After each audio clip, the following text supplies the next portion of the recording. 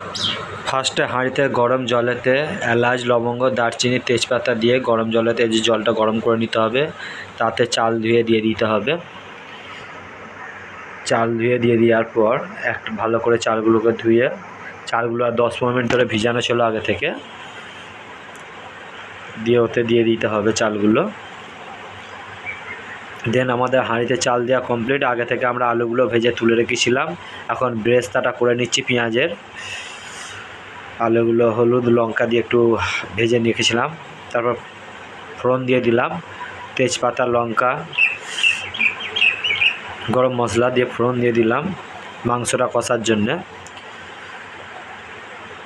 ফোড়ন এসে গেছে, কাঁচা পেঁয়াজ দিয়ে দিলাম, এগুলো একটু ভাজা ভাজা হবে। এধারে আমাদের আর একদিকে হাঁড়িতে চালটাও ফুটছে। তো চালটা একটু দেখে নেবেন, যতটা ফুট দরকার ততটাই দেবেন, খুব এগিয়ে নেবেন না, চালটা একটু শক্ত থাকতে নামিয়ে নেবেন। পেঁয়াজটাই মোটামুটি লাল লাল করে ভাজা হয়ে গেছে, পেঁয়াজটা একটু লাল লাল হয়ে এসেছে, আর সামান্য একটু হবে, তাহলেই আমরা টমেটোটা এবার অ্যাড করব। মোটামুটি লাল হয়ে এসেছে।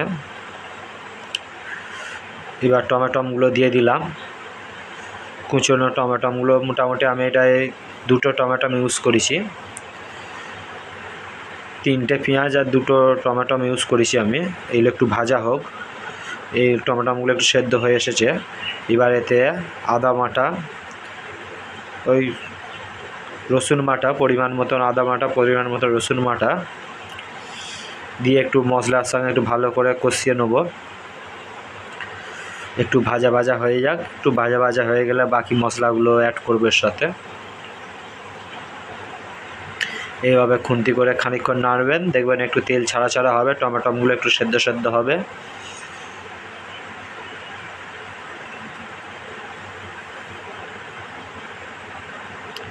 এইভাবে খুন্তি দিয়ে নাড়তেই থাকবেন আপনারা।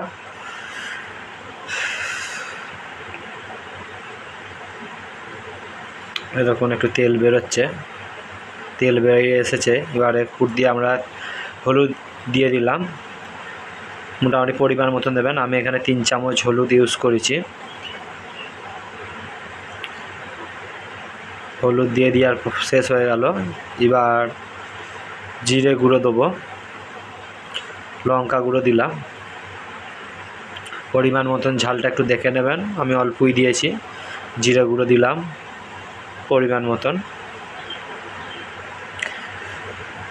জিরে গুঁড়ো দেওয়ার পর এবার মিট মশলা দেবো,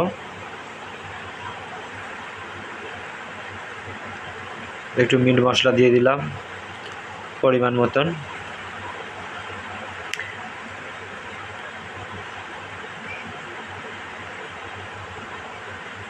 সামান্য পরিমাণ গরম মশলা গুঁড়ো দিয়ে দিলাম।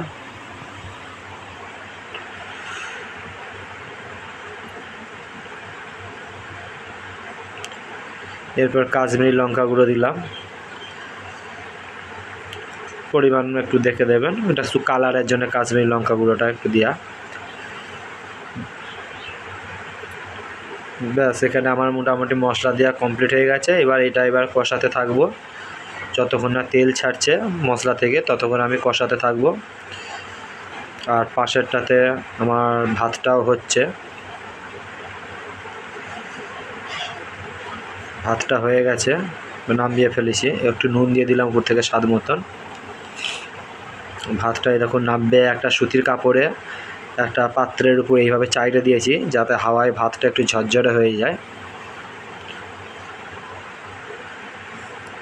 এখন মশলাটা তেল ছেড়ে দিয়েছে, কালারের জন্য হালকা উপর থেকে একটুখানি চিনি অ্যাড করে দিলাম, তাতে দেখতে আরও ভালো লাগবে কালারটা। এখানে আমার 800 গ্রাম মতন মাংস ছিল। মাংসটাকে আমি একটু লেবু দিয়ে, একটু হলুদ দিয়ে, আর হালকা লঙ্কা, একটু জিরে দিয়ে ম্যারিনেট করে নিলাম। একটু টক দই দিয়ে আছে এতে। লাস্টে 2 পিস লেবু দিয়েছি আমি। 2 পিস লেবু দিয়ে একটু গরম একটু তেল দিয়ে এটা ম্যারিনেট করে রেখে দিয়ে হয়েছিল। 15-20 মিনিট মতন ম্যারিনেট করে রেখে দিতে পারেন আপনারা, তার একটু বেশি রাখলেও ক্ষতি নেই, ভালো লাগবে। আমার টাইম কম ছিল বলে আমি অল্পই ম্যারিনেট করে রেখেছিলাম। তারপর ওই কষানোর উপর দিয়ে দিলাম এক এক করে।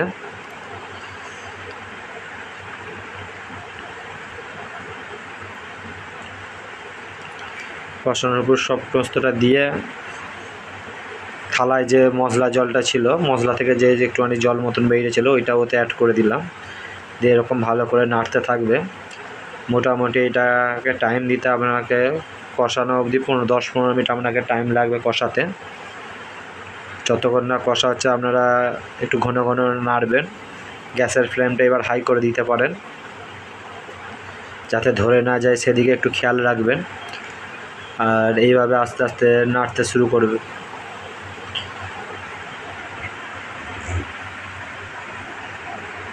এই দেখুন চালগুলো আমি চাইলে রেখেছিলাম, চালগুলো মোটামুটি ঝরঝরে বেশ অনেকটা হয়ে গেছে। আরেকটু আমি একটু নেড়ে দিচ্ছি যাতে আরেকটু হাওয়ায় আরেকটু ঝরঝরে হয়ে যায়। আমার দেরাদুন রাইস ছিল, একটা চালগুলোই রয়েছে দেখুন খুব ঝরঝরে আছে। একটু শক্ত থাকতে নামিয়ে নেবেন। একটু মাংস কষানো, একটু লবণ অ্যাড করে দিলাম, একটু লবণের স্বাদ কম ছিল ওই জন্য একটু লবণ অ্যাড করে দিলাম আমি।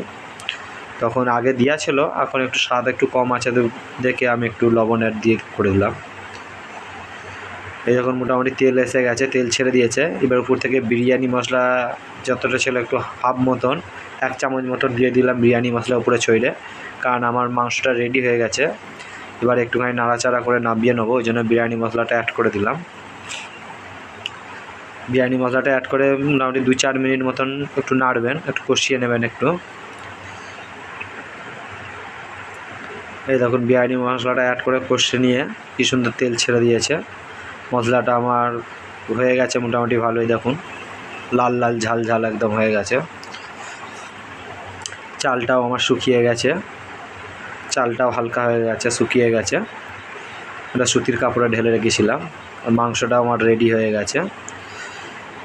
বেরেস্তা করে রেখেছিলাম, বেরেস্তাটাও রেডি। আলুগুলো ভাজা ছিল হলুদ দিয়ে নুন দিয়ে ভাজা ছিল, আলুগুলোও রেডি হয়ে গেছে। এবার আমি পাত্র নেবো একটা, এটাকে দম দেওয়ার জন্যে।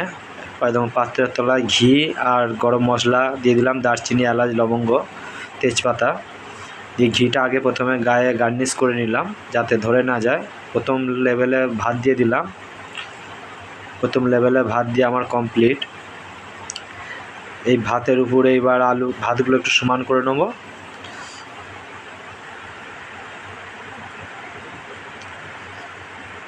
ভাত দেওয়া মোটামুটি পরিমাণ মতন দিয়ে হাতে করে চাইরে নিয়ে এবার আলুগুলো এক এক করে, অনেকগুলো আলু ছিল, সে আলুগুলো আমি ফার্স্ট লেয়ারই দিয়ে দিচ্ছি, কারণ আলুগুলো তলায় থাকলে ভাপে আলুগুলো আরেকটু ভালো সেদ্ধ হয়ে যেতে পারবে যদি কোনোটা একটু সেদ্ধ কম হয়ে থাকে। তো আমি ফার্স্ট লেয়ারই আলুগুলো দিয়ে দিয়েছিলাম। এরকম একের পর একটা করে ভাতের উপরে আলুগুলো দিয়ে দিলাম।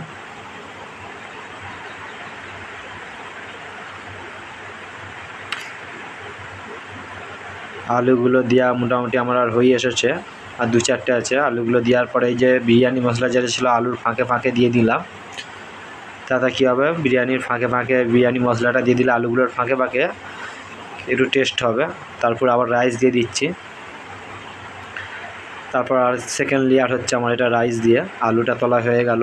এবার এই রাইসের সেকেন্ড লেয়ারের রাইসের উপরে আমার মাংসটা যাবে। এই দেখুন মাংসটা দিয়ে দিচ্ছি এবার এক এক করে, একটা করে মাংস তুলে আপনারাও এরকম একটা করে সাজিয়ে নিতে পারেন উপরে। মাংসটা আমার মোটামুটি দেওয়া হয়ে গেছে। যেটুকু মশলা গ্রেভি ছিল সেই গ্রেভিটুকু ফেলে দেওয়ার বা নষ্ট করার কোনো দরকার নেই। গ্রেভিটা আপনারা এই মাংসের উপরেই চাইরে দেবেন, একটু মাংসটাকে চাইরে নিয়ে গ্রেভিটা যা আছে চেঁচে কুচে ওতে তুলে দেবেন, অসুবিধা নেই, নষ্ট করতে হবে না গ্রেভিটা আপনাদের। গ্রেভিটা আমি সবটাই এর মধ্যে দিয়ে দিয়েছিলাম, যেটুকু গ্রেভি ছিল তলায় মাংসটার উপরে দিয়ে দিয়েছিলাম। তাহলে ফার্স্ট লেয়ারে ভাত, সেকেন্ড লেয়ারে আলু, তার উপরে আবার মাংস দেওয়া হলো। এবার আমার কমপ্লিট, এবার আমি সাজানোর জন্যে মাংসগুলো চাপা দিয়ে দিলাম ভাত দিয়ে। লাস্ট লেয়ার এটা আমার। এর উপরে এবার শুধু সাজানোর জন্য শুধু বেরেস্তা, ধনে পাতা আর বাকি জিনিসগুলো দেওয়া হবে। ভাত যা ছিল সব এবার এর উপরে আমি ঢেলে দিলাম।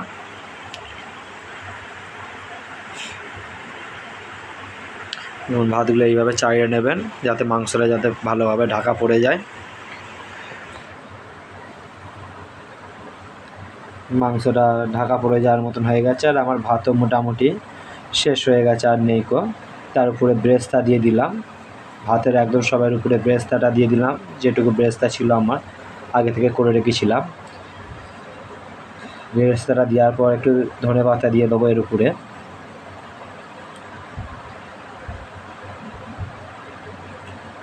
তাতে খেতে সুস্বাদু লাগে, ধনেপাতাটা দেওয়া থাকলে টেস্টটা বেড়ে যায়, টেস্টের মাত্রাটা অনেকটাই বেড়ে যায়।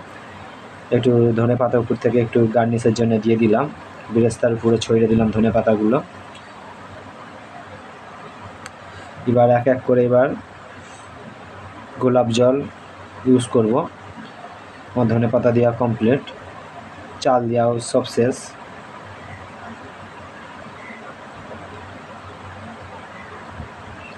এই দেখুন, এই এবার গোলাপ জল একটু ইউজ করলাম, পরিমাণ মতন দেবেন, খুব একটা বেশি দেবেন না, কারণ ঘরোয়া রান্না যেহেতু বেশি দেওয়ার দরকার নেই।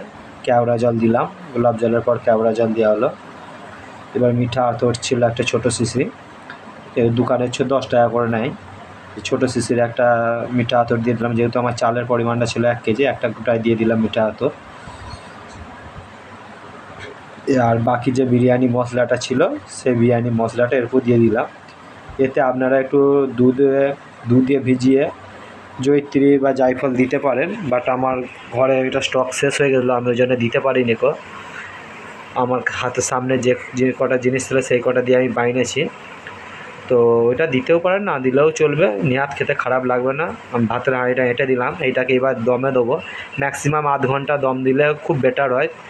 দমটা দিয়েছি আমি একটা পাত্রে গরম জল করেছি, গরম জলটা ওভেনে দেওয়াই আছে, এবার গরম জলটা ফুটবে তার উপরে বসে দিলাম হাঁড়িটা, তলায় পাত্র রয়েছে, পাত্রে গরম জল দেওয়া আছে, তারপর হাঁড়িটা বসে একটা উপর দিয়ে বাটখারা দিয়ে দিলাম, যেহেতু আমি আটা দিয়ে মুখটা সিল করিনি। আমার বিরিয়ানি মোটামুটি হয়ে গেছে, রেডি হয়ে গেছে। উপর দিয়ে 100 গ্রাম মতন ঘি দিয়ে দিলাম। এই দেখুন আমার বিরিয়ানি আধ ঘন্টা দম হয়ে গেছে, উপরে ঘি দিয়ে দিলাম। এবার সার্ভ করা হবে খাওয়ার জন্য। আমি একটা পাত্রে এটা মিক্স করে নেওয়ার জন্য ঢেলে ফেলেছি। এই দেখুন খুব সুন্দর হয়েছে, পুরো ঝরঝরে, একটার সাথে একটা লেগে যায়নি, একদম ঝরঝরে আছে, একটা ঝরঝরে ভাত আছে, কোনোটা লেগে যায়নি, কিছু যায়নি, একদম পরিষ্কার ঝরঝরে। তাই বন্ধুরা হাতের গুঁড়ায় যা আছে তাই দিয়েই মোটামুটি এইভাবে বিরিয়ানি রেসিপি করে ফেলবেন, খুব একটা খারাপ দেখতে লাগবে না। ডিম সেদ্ধ করা ছিল আগে থেকে, এ দেখুন ডিম সেদ্ধ স্যালাড